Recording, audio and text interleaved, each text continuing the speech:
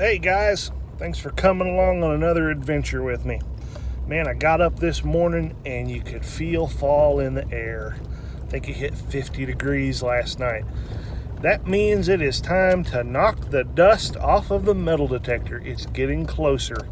That time of year that I love, when the grass dies down and metal detecting kicks in. So let's start things off with a 1910 house.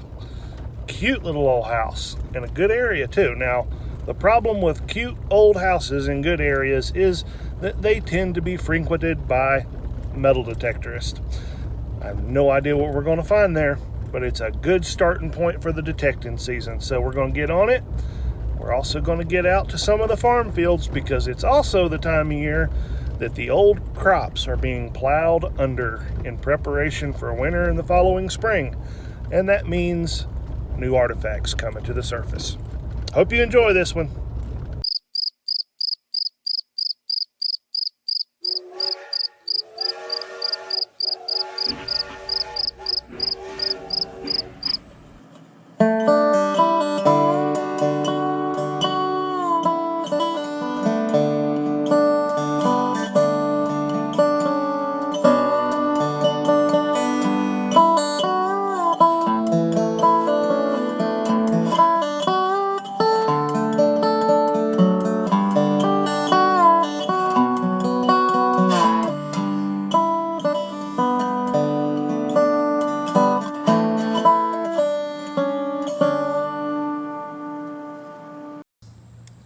Guys, we are here, and here's the property.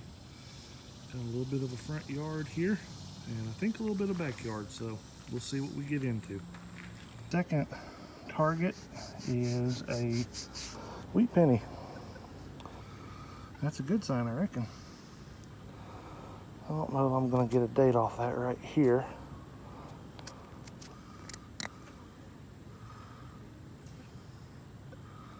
I see something showing through. I think it's a 40s, but I'll clean it up and show you. Good sign though. All right, third target is an old shotgun head stamp. Can't make much out on it either. Maybe new rival, I think I see. And this one is a 1951, so coming out of a pretty small area, so that's a good sign.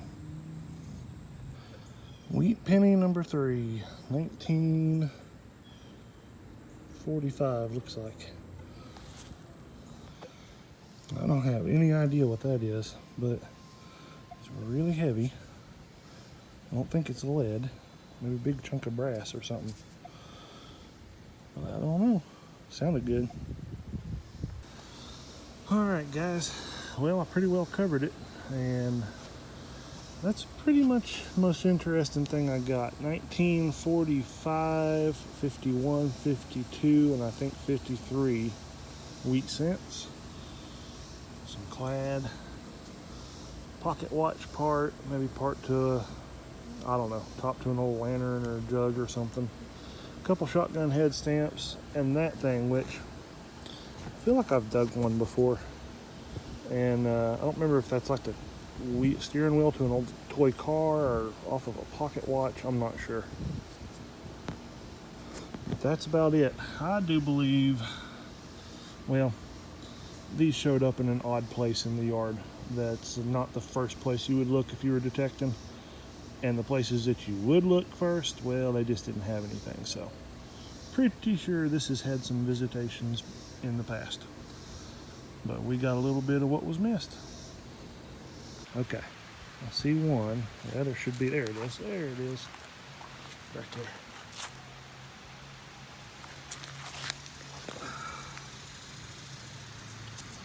That would have been a pretty thin little blade.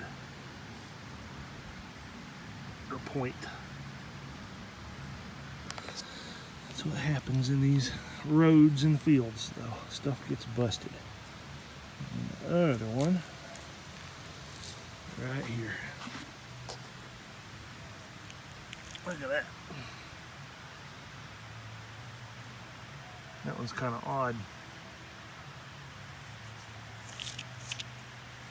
kind of concave on that side, but you can see the working all around that edge there. Alright, let's see what this is.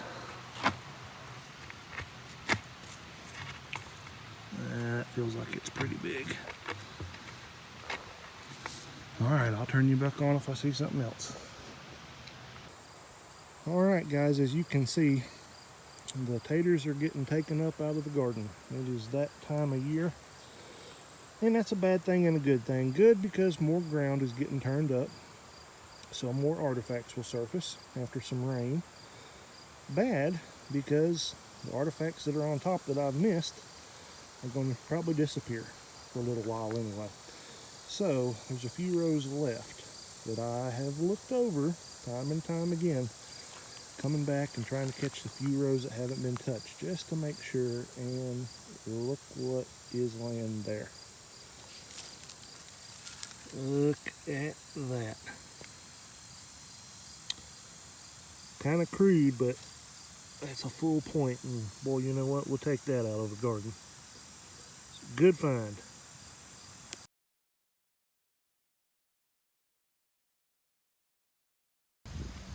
All right, guys, this is about as tough as it gets for artifact hunting.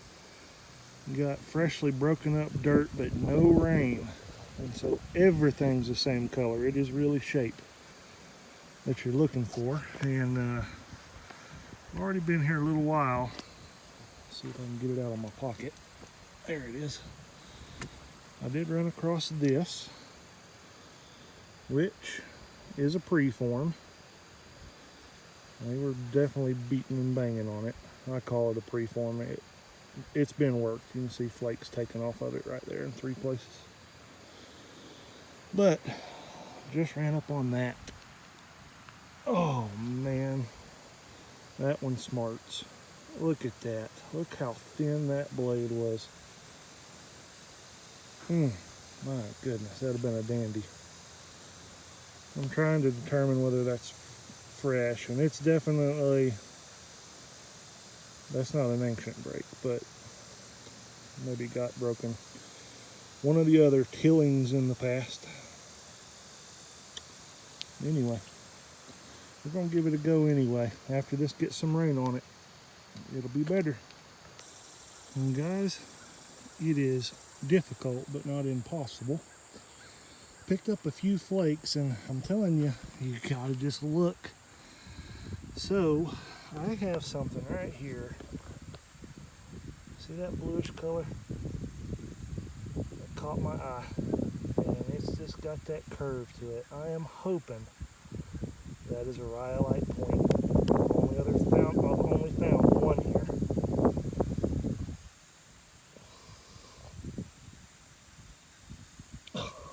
Oh yes! Look at that. Oh no, that is just sweet. Rhyolite. Non-native material around here. So that piece traveled in a long ways. Wow. The old plow did me a favor there. I'd say the plow scuffed it right there just enough for that color to catch my eye. Look at that. Very cool.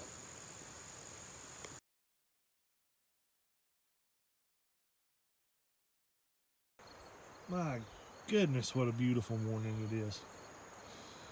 I want to talk to you about talking rocks, because these rocks can talk. And if you don't believe me, just listen to what they have to say.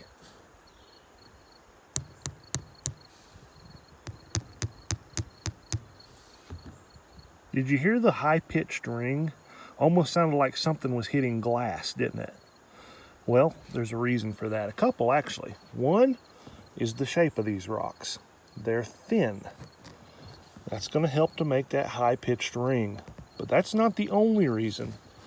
The more important reason has to do with what these materials are made out of. This is rhyolite, and this is quartz.